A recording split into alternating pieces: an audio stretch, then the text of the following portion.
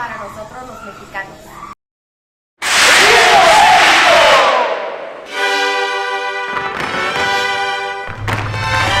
Ya que se conmemoran y festejan diferentes fechas que han marcado la historia de nuestro país, y a continuación te platicamos algunas de ellas.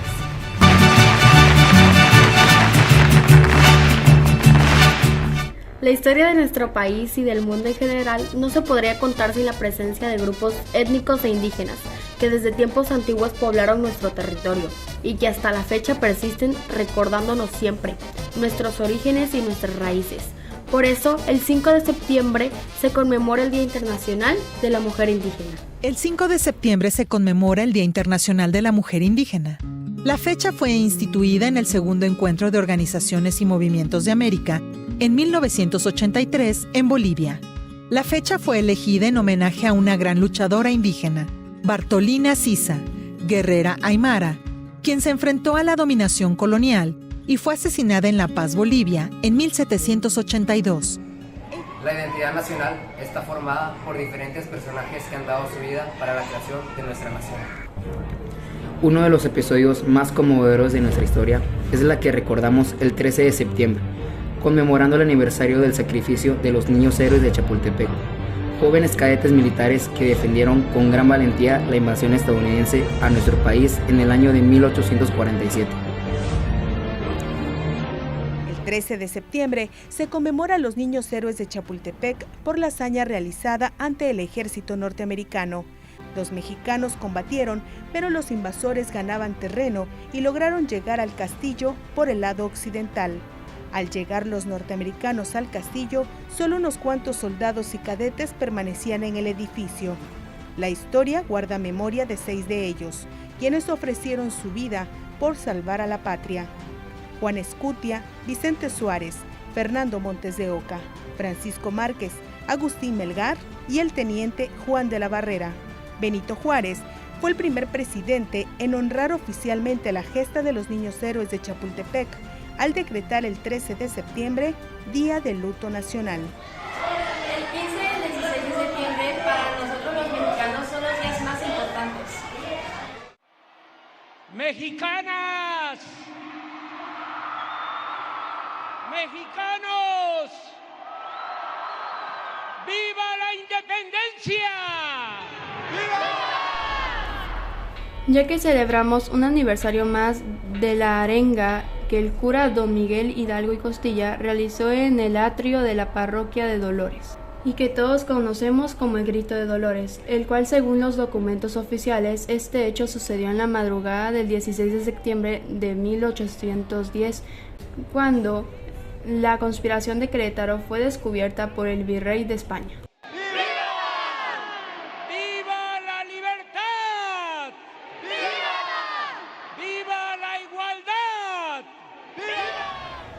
En esta misma fecha, el 15 de septiembre, pero de 1854, se interpretó el himno nacional mexicano por primera vez en el Teatro de Santa Ana, en donde actualmente se ubica el Palacio de Bellas Artes. El himno nacional mexicano fue escrito por Francisco González Bocanegra, originario de San Luis Potosí y musicalizado por el español Jaime Nuno. Actualmente, el himno nacional mexicano es considerado uno de los 3 símbolos patrios junto con el escudo y la bandera nacional. A veces no comprendemos su significado, pero lo entonamos de pie en apoyo a la Selección Nacional de Fútbol. Al unísono, cada 15 de septiembre lo cantamos para conmemorar el inicio de la lucha de México por ser un país independiente. ¿Cuál es el origen de esos versos que aprendemos siendo niños y cantamos cuando se trata de demostrar que somos mexicanos? Llegó el año de 1853 y Antonio López de Santa Anna regresó a ocupar de nuevo la presidencia de la República tras una época en el exilio. Mandó diseñar una ceremonia para conmemorar el 25º aniversario de la victoria de Tampico, batalla que bajo su liderazgo impidió el intento de una reconquista española. Por ello, decidió convocar a través de Miguel Lerdo de Tejada a un nuevo certamen para elegir un himno nacional. El concurso estuvo dividido en 2 partes. La primera, un certamen literario para elegir la letra. La segunda, un concurso para musicalizar el poema ganador. 25 poetas enviaron sus propuestas. resultó ganador Francisco González Bocanegra, literato originario de San Luis Potosí. Se cuenta que su mujer, Guadalupe González del Pino, encerró al poeta en una habitación con la advertencia de que no lo dejaría salir mientras no escribiera una composición para competir. Solo 4 horas le tomaría a González Bocanegra escribir la primera versión del poema ganador. Ya con el poema elegido, los músicos del país tuvieron 60 días para componer la partitura. Fue un español quien resultó ganador. El músico catalán Jaime Nuno, nacido en Girona, llegó a México tras entablar amistad con Santa Anna, a quien conoció durante una de las visitas del mexicano a Cuba. Nuno tituló originalmente su composición Dios y Libertad, y la música se compuso al estilo de la ópera italiana, género que inspiró la mayoría de los himnos latinoamericanos posteriores. El estreno oficial del himno nacional como lo conocemos hoy en día fue en una lujosa ceremonia para conmemorar la independencia, en septiembre de 1854. Fue en el Teatro Santa Anna, función a la cual, por cierto, Santa Anna no asistió porque se sentía indispuesto. Durante los años siguientes a su composición, el himno cayó casi en el olvido. Para los gobiernos posteriores a Santa Anna, fue considerado como el himno del dictador. A finales del siglo XIX, Porfirio Díaz incorporó nuevamente el himno nacional a las celebraciones oficiales. Díaz convocó a Jaime Nuno para dirigir la interpretación durante el festejo de su 50 aniversario. Durante el porfiriato se favorecieron 4 de las 10 estrofas compuestas por González Bocanegra, intercalando 4 veces el coro del inicio. En 1943, el general Manuel Ávila Camacho declaró ese formato como el oficial. Volvió obligatoria su difusión en las escuelas de todo el país y prohibió que se tocara en actos donde no se le diera un marco de respeto y solemnidad. En pro de la construcción de una versión oficial de la historia, se eliminaron los pasajes que hacían mención a 2 personajes entonces repudiados. Quien se atreviera a cantar del guerrero inmortal de Zempoala, en referencia a Santa Anna, o y de igual a la enseña querida, en referencia a Agustín de Iturbide, serían castigados con 36 horas de cárcel. Fue tan solo hace 32 años, durante el sexenio de Miguel de la Madrid, que se promulgó una nueva ley sobre los símbolos patrios, donde quedó estipulada la versión oficial del himno nacional que se interpreta hoy en día y prohibido su canto o ejecución con fines de publicidad comercial o índoles semejantes. El himno nacional es propiedad del Estado mexicano, sin embargo, su ejecución no es del todo controlable. Actualmente está registrada en Estados Unidos como melodía comercial y ha llegado a ser utilizada como fondo musical en algunas películas de Hollywood. Hoy en día no es necesario entenderlo en sentido literal para que ocupe su lugar como símbolo nacional. Lo gritemos o solo lo pensemos, el himno representa esa parte de nuestra identidad que significa ser mexicanos. El 17 de septiembre de 1964 se inauguró el Museo Nacional de Antropología de México. El Museo Nacional de Antropología es uno de los recintos museográficos más importantes de México y de América. Está concebido para albergar y exhibir el legado arqueológico de los pueblos de Mesoamérica, así como para dar cuenta de la diversidad étnica actual del país. En una de las entradas principales al museo, podemos encontrar un monolito dedicado a la deidad del panteón mexica Tlaloc, y se cuenta que el día que llegó al museo, esta pieza de gran valor, descubierta en las cercanías del pueblo mexiquense de Cuatlichán, la ciudad vivió uno de los días más lluviosos de ese año. Museo Nacional de Antropología. Al director de la construcción le fue encomendado el transporte de las piezas que se iban a exponer en el nuevo museo. La más importante de ellas era el monolito Tlaloc, dios de la lluvia, con un peso de 167 toneladas y que yacía en el pueblo de Coatlinchan, a 50 kilómetros de la Ciudad de México. Se cavó un foso de 3 metros de profundidad para colocar una plataforma debajo de Tlaloc. Se construyó una plataforma de 24 metros de largo y de 6 de ancho con vigas y cables de acero. El peso total de la carga para transportar a Tlaloc fue de 250 toneladas.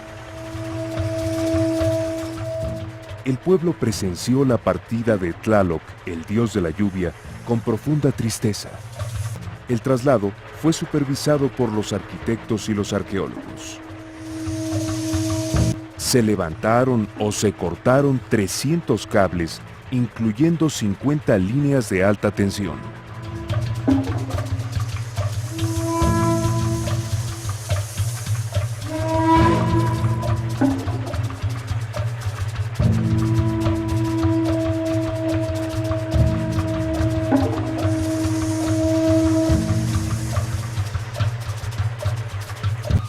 Es curioso observar que aun cuando el reporte del tiempo no pronosticaba lluvia para ese día, al entrar Tlaloc a la Ciudad de México, cayó un aguacero torrencial que duró 1 hora y media, un hecho por demás inusitado para esa época del año. Entrada y paso de Tlaloc a través de la plaza principal, el Zócalo. El dios fue transportado a lo largo de la carretera desde Coatlinchan hasta el bosque de Chapultepec. Y después de atravesar la ciudad, llegó finalmente al museo, situado al poniente de la capital. El monolito, que había permanecido durante siglos en una posición horizontal, se irguió nuevamente mediante una tecnología acertada.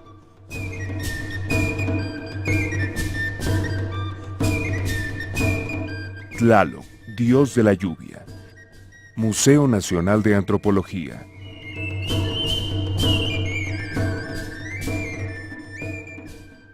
jueves 19 de septiembre de 1985 tuvo lugar a las 7:19 minutos de la mañana un sismo de magnitud 8.1 en escala de Richter. Está temblando un poquitito. No se asusten, vamos a quedarnos. Les doy la hora. 7 de la mañana, Chihuahua. 7 de la mañana, 19 minutos 42 segundos, tiempo del centro de México. Sigue temblando un poquitito, pero pues vamos a tomarlo con una gran tranquilidad. Vamos a esperar un segundo para poder hablar.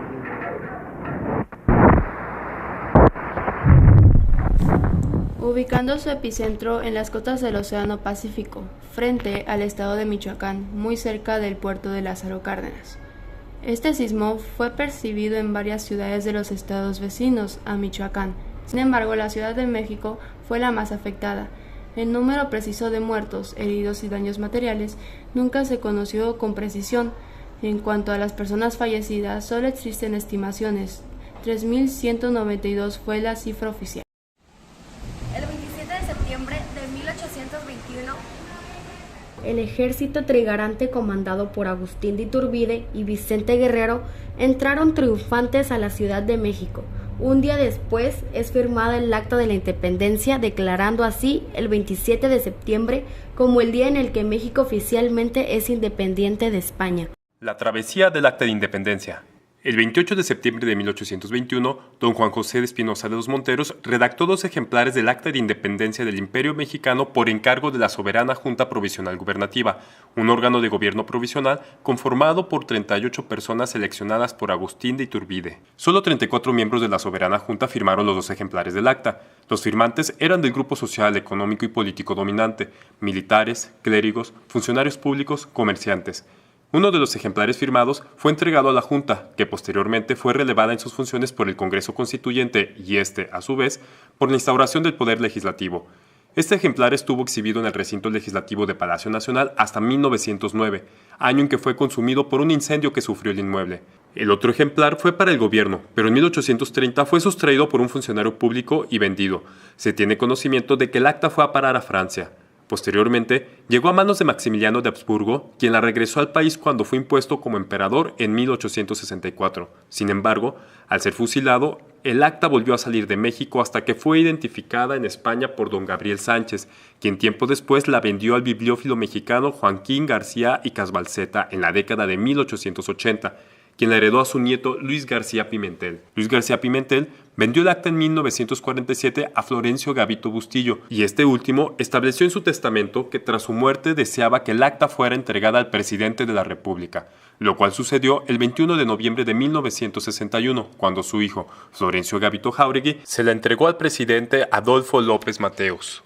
Posteriormente, el acta fue exhibida en el Museo de Historia Nacional y finalmente ingresó en el Archivo General de la Nación, donde actualmente se preservan las condiciones óptimas para asegurar su vida y así continuar alimentando la identidad y el orgullo de las mexicanas y mexicanos. El maíz es una especie de planta gramínea originaria de Mesoamérica. Es conocida también como mazorca, elote o choclo. Su domesticación se inició hace 12.000 años, aproximadamente en el eje neovolcánico de México, y se propagó por el resto del continente mucho antes de la llegada de los europeos, quienes, a su vez, lo llevaron a Europa en el siglo XVI. Actualmente es el cereal con el mayor volumen de producción a nivel mundial, seguido por el trigo y el arroz. Y en nuestro país, el día 29 de septiembre se conmemora el Día Nacional del Maíz. El 30 de septiembre de 1765 nace en Valladolid, o Morelia, el general José María Morelos y Pavón. José María Morelos y Pavón nació el 30 de septiembre de 1765, descendiente de criollos, mestizos y probablemente de pobladores de raza negra. Su padre era un carpintero al que el alcoholismo apartó de la familia, lo que obligó al joven Morelos a tener que ayudar a sostener a sus hermanos. En 1789 se inscribió en el Colegio de San Nicolás de Valladolid, donde Miguel Hidalgo era rector, para seguir la carrera religiosa. En 1797, Morelos se ordenó presbítero. Se le destinó a servir en parroquias de la Tierra Caliente de Michoacán, zona agreste y difícil que otros sacerdotes como el propio Miguel Hidalgo se esforzaban por eludir. Sacerdote sincero y devoto, en especial de la Virgen de Guadalupe, Morelos era también un hombre de carne y hueso y tuvo sus amores, de los que nació una hija y un hijo, al que llamó Juan Nepomuceno. El 20 de octubre de 1810, Morelos se encontró con Miguel Hidalgo en el pueblo de Charo, Michoacán, y convencido de la justicia de su causa, le ofreció unirse a sus tropas. Pero Hidalgo le ordenó algo más importante para el movimiento: levantar tropas en el sur y tomar el puerto de Acapulco. Morelos cumplió su encomienda, pero lo hizo de manera muy distinta a la de Hidalgo. Evitó el saqueo, ordenó la tesorería, nombró subordinados confiables reclutados entre los hombres de la región, como los Galeana, los Bravo y Vicente Guerrero. Planificó los suministros y conformó un ejército manejable y disciplinado. En su primera campaña, Morelos intentó infructuosamente tomar Acapulco, pero consiguió en cambio controlar buena parte del sur. Cuando a mediados de 1811 mueren fusilados Allende, Aldama e Hidalgo, Morelos en esa región e Ignacio López Rayón en Michoacán quedan al frente del movimiento insurgente. Durante su segunda campaña, el sacerdote Mariano Matamoros se unió a Morelos y se convirtió en su mano derecha. En 1812, después de vencer a las tropas de Rayón en Zitácuaro, el general realista Félix María Calleja decidió atacar a Morelos en su cuartel general, la ciudad de Cuautla.